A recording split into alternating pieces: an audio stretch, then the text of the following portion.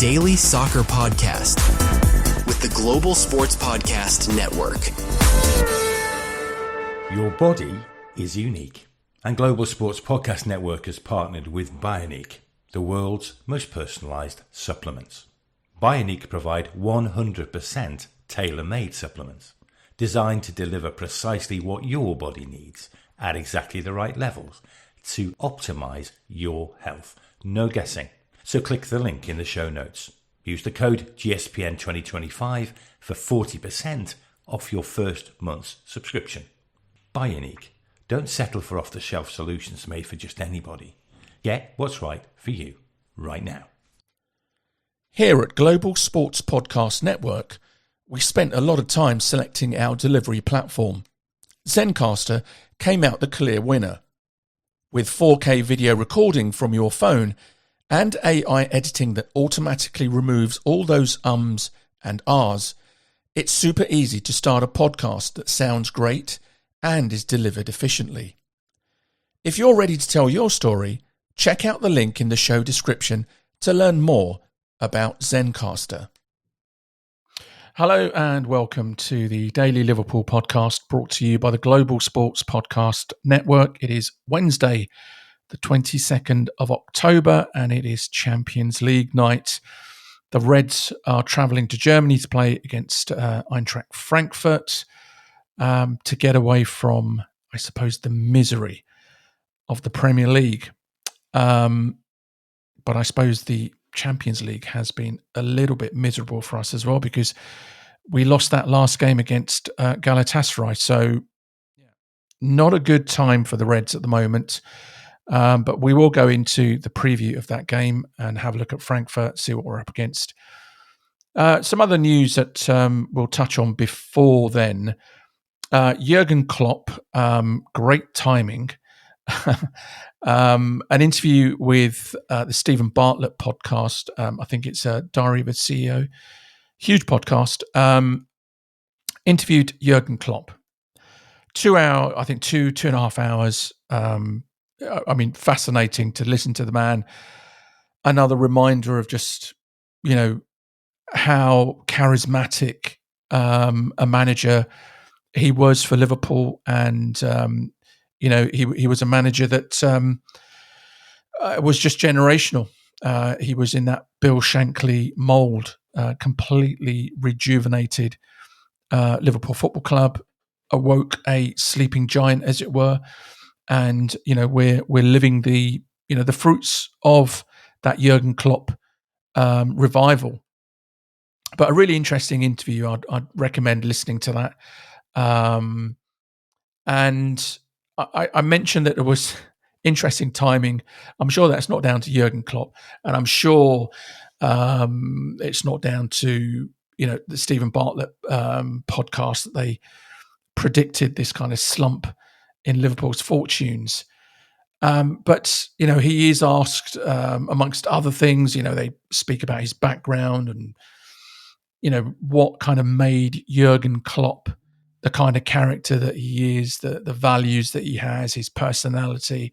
All that was really, really interesting. I think the big headlines, though, are about the kind of potential return to Liverpool Football Club. Now, I don't want to be as clickbaity as some of the other outlets out there. Look, he was asked the question, would you return, or is it possible that in the future that you could return to Liverpool Football Club? And look, he's made it very clear in multiple interviews that he is very, very happy with his decision. That he's very, very happy with the kind of lifestyle balance that he's got, the job that he's got, and the fact that he can see his family.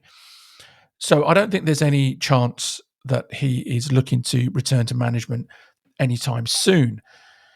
But he was asked that, look, is it a possibility in the future? And, he has said that he wouldn't manage another English club in the Premier League. So that means if he does come back, it's only to Liverpool Football Club. But I guess that it's made the headlines purely because of the fact that, we are in the kind of slump that we are, and there are some, I suppose, question marks for the first time around the new manager, Arne Slot, who had a fantastic debut season, Premier League winner, couldn't have got any better. But now is the time where there is a first real test of his leadership at Liverpool, and to see whether he can get the club out of this kind of mini slump. And let's just hope it doesn't turn into a huge slump. And so I guess that's why the focus is on this interview. And I'm sure that Jurgen Klopp was probably kind of bracing himself for the timing of this release. But I don't think that it kind of puts any more pressure on Arne Slot. I think that he's quite a level-headed guy, and I think that the outside noise, I don't think is going to really affect him or the players. But I do think that it's a reminder for Liverpool supporters that, this was a manager that we never wanted to leave. He wasn't hounded out of the club. He's one of those rare managers that just left of his own accord and left on a high with a team built for success, and that was proved in the very next season where we win the league. But good to see Jurgen Klopp looking fresh, looking healthy, and look, I'm happy with Arne Slot being our manager. But if in 2, 3, 4 years' time, maybe 5 years' time, whatever it is, if there's any possibility that Jurgen Klopp would come back, I think most Liverpool supporters would welcome him back with open arms. Whether Jurgen Klopp would come back, I think it's easier said than done. Going back for a second time, it's very rare that kind of works out. But the temptation will be there, I think, on both sides to kind of recreate those glory days. And maybe, given that, Liverpool are in a much better state financially, maybe that would then make Jurgen Klopp think, well, you know what, maybe now I can do this properly and not on a shoestring budget and not having to sell players first in order to buy those Alisson Beckers and Virgil van Dijks. But look, we'll see what happens. Other news, Liverpool are looking at potentially a new shirt sponsor. The current deal with Standard Chartered, I think, is coming to its end. It's worth around £50 million a season, which is a great, it's a great deal for Liverpool. But Liverpool are now confident of hitting the £70 million deal mark, I should say, which would eclipse Manchester United's £60 million sponsorship deal with Snapdragon. And this would be a Premier League record. Now, it could be Standard Chartered renew their association with the Reds. It appears that they are very keen to do that. But I think Liverpool will be out in that market looking to get the very, very best deal that it possibly can. And why not? The club is flying. We've got increased attendances. Anfield is fuller than it's ever been because of the stadium redevelopment and the increased capacity. The viewing figures are as healthy as they've always been. Success on the pitch just brings more eyes onto that Liverpool FC shirt, and so it will command a bigger premium.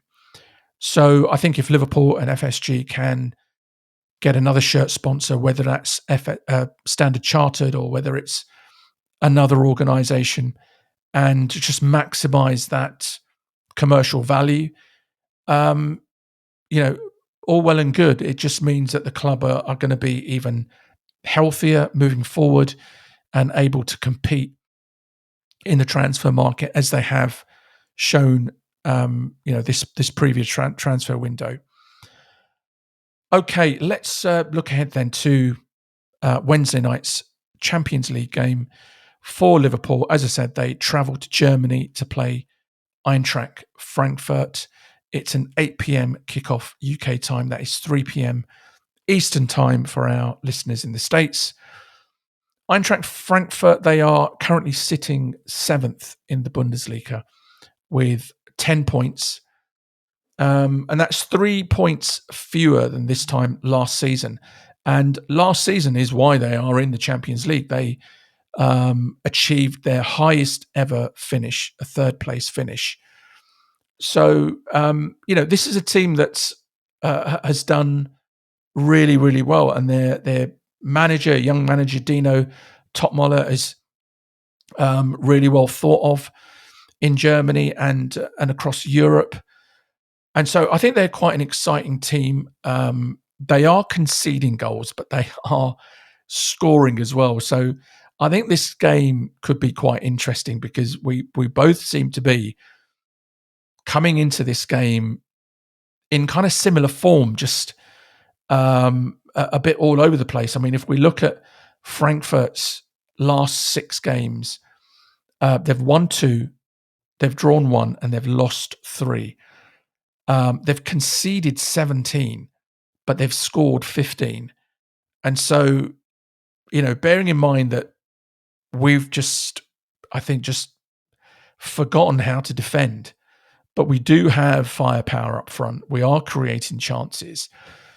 This could be a really, really entertaining game. I'm not sure I'm looking for an entertaining game. I would quite happily take a 1-0 win.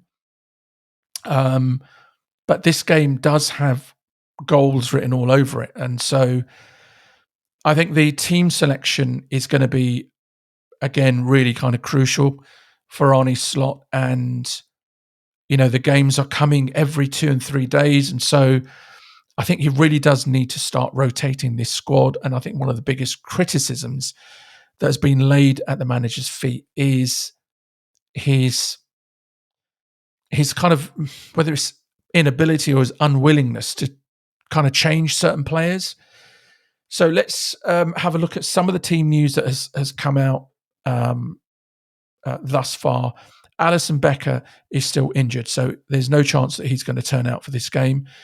I think it's still going to be a few weeks. It was a hamstring injury, so I would suspect that it's going to be after the next international break that we will see the return of Alisson Becker. I don't think that Arne Slot and the sports science team will want to risk Alisson Becker unnecessarily. We've got Mamardashvili, good young goalkeeper, and I just don't see any value in rushing the big Brazilian back. So Alisson's still out injured. Wataru Endo did train, and so he'll be back in contention. Alexis McAllister was also seen in training, minus that kind of weird headgear. So, he's in contention for a midfield spot. Although the question really for me is whether he should be playing at all, given his form. However, that will depend, I guess, largely on the fact that Ryan Gravenberch was absent from training. He limped off in that game against Manchester United at the weekend, and I suppose that kind of puts more pressure on Slot to play McAllister, even though he's clearly out of form and needs a rest. So let's go through a predicted lineup. I think the goalkeeping spot, I think that's sorted. Mamardashvili is going to be in goal. But I think there's question marks all over the pitch now. In terms of the back four, I really think that he's got to start playing, whether it's Conor Bradley, whether it's Jeremy Frimpong, but I think there's got to be a little bit of consistency in terms of the team selections now, just so that these players who have come in, the new players that have come in, they can build some kind of relationship with each other. I'm going to go for Jeremy Frimpong starting at right back. I think that given that Conor Bradley, his form is a little bit up and down, Frimpong has got lots of experience playing in the Bundesliga. He was at Bayer Leverkusen last season. And so I think that his selection would be a valuable one for us. I think him playing at right back, I think makes sense. On the other side, the left back position, I just think we've got to bring Robertson back.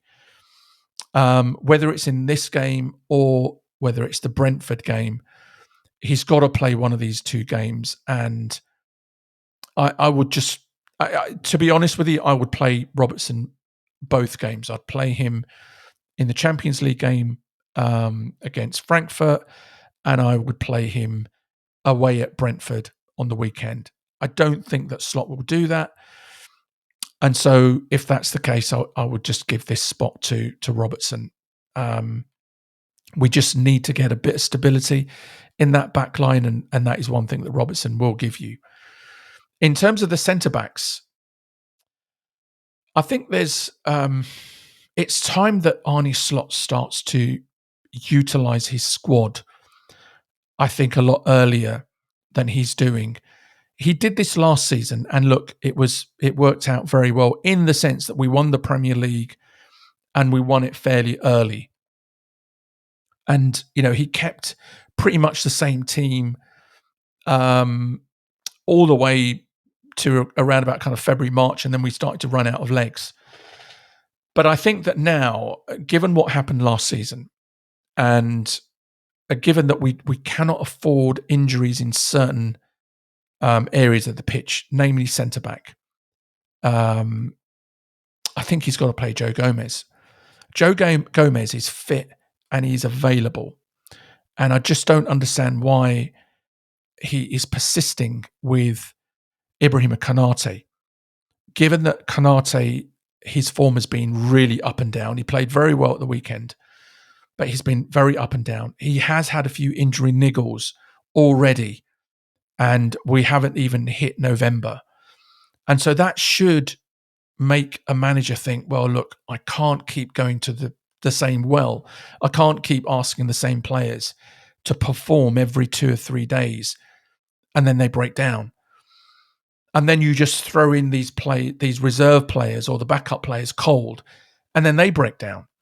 So I think you've just got to keep the machine oiled. You've got to keep these players in some kind of rhythm. And I think this game is a great opportunity to give the likes of Joe Gomez a run out so that if and when he is needed, if Konate breaks down with an injury, if, God forbid, Van Dijk goes down with an injury, then Joe Gomez has already got minutes under his belt then. You're not just throwing him into these matches cold and expecting them to perform straight away. So I really do think Joe Gomez needs to come in. I can't see Van Dijk being dropped. The captain, I think, is just too important. So that would be my back four. Van Dijk and Gomez, Frimpong at right back, and Andy Robertson at left back. Moving into the midfield, and I think, again, we've got lots of question marks here. The Ryan Gravenberch's situation sorts itself out. So looks like he's not going to be in contention, so he's out. And I think, again, if there's any doubt over his fitness, don't risk it. We have got midfield options, and we don't need to risk arguably our most influential midfielder for this game at this stage of the competition and at this stage of the season. So Gravenberch is out, and which leaves the question mark over Alexis McAllister, who, leave aside the fact that he got a head injury at the weekend. He trained, and so it means that he's available, and he's in the conversation for selection. But I think it's been clear all season that McAllister just is not up to speed at the moment. He's missed a chunk of the preseason, and he just looks flat-footed. He just doesn't look up to speed. And so as risky as it is, bearing in mind that Gravenberch is not playing, I think that he should sit this one out. I don't think Slot will do this. I think that Slot, given that Gravenberch is not playing, I don't think Slot is going to feel comfortable with both of those players not being in midfield and Endo just coming back for an injury. So I get that.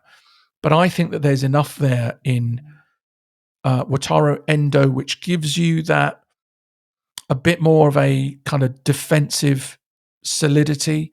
Someone who's not going to be too gung-ho in terms of going forward. His first instinct is to protect that back line and, to kind of snuff out dangers and counter-attacks. And I think we're at the stage of our season now in terms of our form and the slump in form that I think that we probably need Endo now more than we've ever needed him, because since he's been here, we haven't been in this situation where we've lost 4 games on the bounce.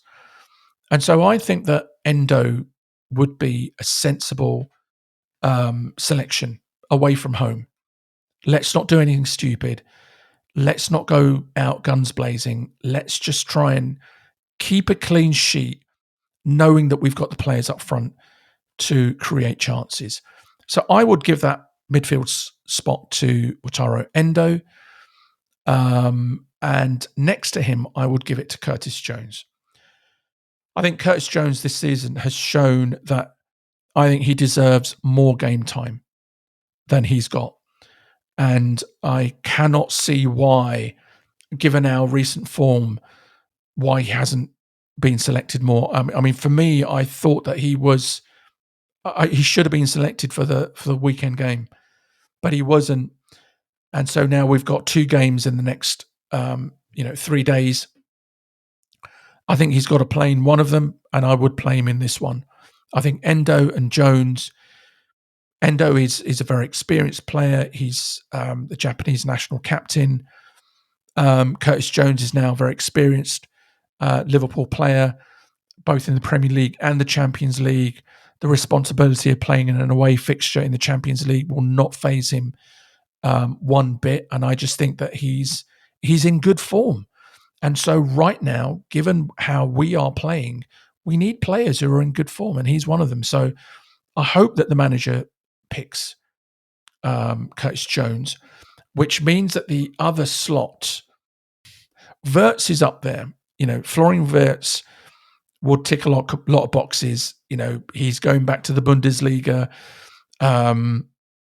Maybe the pace of this game in Europe will kind of suit him more in terms of helping him to adjust to life at Liverpool. But I think that a Jones, Endo, Wirtz midfield, I just don't think that that's something that the manager would go for.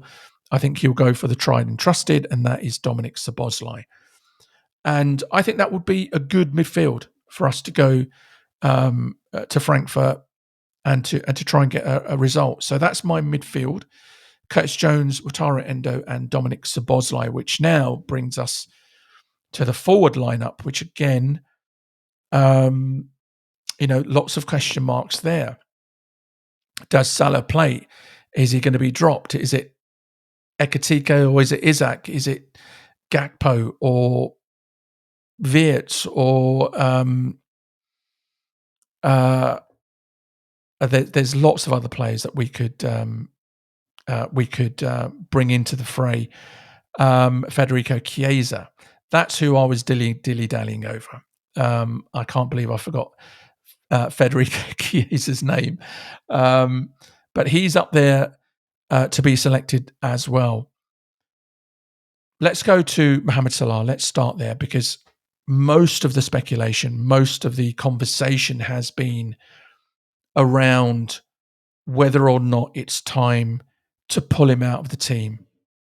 And I think it's a fair question. I don't think there's any player that plays for a top club like Liverpool Football Club is undroppable. No player is undroppable, especially given his form. He's not producing the kind of goals and the numbers that he has produced over the years, even last season. and his form is just wretched at the moment. It really is. And so, do you play him? Do you keep faith with him, or do you just say, look, we're going to take you out the firing line? I would suspect that in the next couple of games, I would hope that the manager does make a brave decision. I think in this game, I think away from home in the Champions League, I think it's okay to stick with Salah, but I really do want to see Federico Chiesa given an opportunity. What I don't want to see is Chiesa given this game and then Salah gets the Brentford game in the Premier League, because that is just as important, maybe more important, given where we are at the moment. I would give this game to Mohamed Salah. And I think he knows the situation as well. I think he knows that he's out of form. I think he knows that he's got to produce. And you just hope that someone of his experience is not going to be fazed by that pressure and that expectation. And if anything, you hope that it brings the best out of him and that he can go to Frankfurt, pull out a great performance and just help us get back on track. But I do think that it's time now it's not about him being dropped. It's about him being rotated more. Just as in the same way that I think Joe Gomez has been, I think, hugely unlucky and really, quite frankly, I think he's been treated terribly not to have been given more minutes, not to be rotated more, given Konate's form this season. I think the same can be said of Mohamed Salah and Federico Chiesa, because Federico Chiesa's form this season has been very, very good. He's been one of our bright sparks, but he just hasn't been given that opportunity. And Mohamed Salah, who has had, like I said, a wretched time this season, he continues to get that spot, and I just don't think that's fair on Chiesa. But I'm sticking with Salah for this game, and I think that Ekitike has probably got to play, and I would play Wirtz. And I would put him in that front three. I would put him out, whether it's wide left or wide right. Put him in those positions. Don't put him in that number 10 position where he's kind of swamped in midfield. He doesn't have the time. He's surrounded by opposition players. I think putting him out in those more kind of attacking positions, I think just gives him an opportunity to get at defenders quicker and be more impactful in the penalty area, in and around that penalty area, and hopefully just be more effective. So that's my predicted lineup: Marmadashvili in goal, Frimpong, Gomez, Van Dijk, Robertson as the back four, Jones, Endo, Szoboszlai as midfield, and Salah, Ekitike, and Wirtz. So let's see how we go with that. In terms of a predicted score, I really don't know if I should even do this. I think would I be happy with a 1-0 away win? 100%. At this stage, I would even take a draw. And I'm not talking about a heavy score draw. I don't want to see a 3-3. I think we need to keep, if not a clean sheet, we've got to keep it down to just one goal. So a 0-0 or a 1-1 I would take. However, it looks unlikely given the form of both teams scoring and conceding goals. And so I just don't know what to predict with this one. I'm going to tell you what I hope, which is a nice, comfortable 2-0 win. I don't think that's going to happen. I think it might be a 1-1. But at this stage, again, I would take a 1-1. I'll take a point, and just let's draw a line under this kind of losing streak, and just get back on track. Okay, let's leave it there. That is all for today. You've been listening to the Daily Liverpool podcast. brought to you by the Global Sports Podcast Network. Subscribe to the show wherever you get your podcasts. We'll be back tomorrow for the post-match game against Frankfurt, and then we'll start our build-up to the weekend's game against Brentford. Until then, thanks for listening.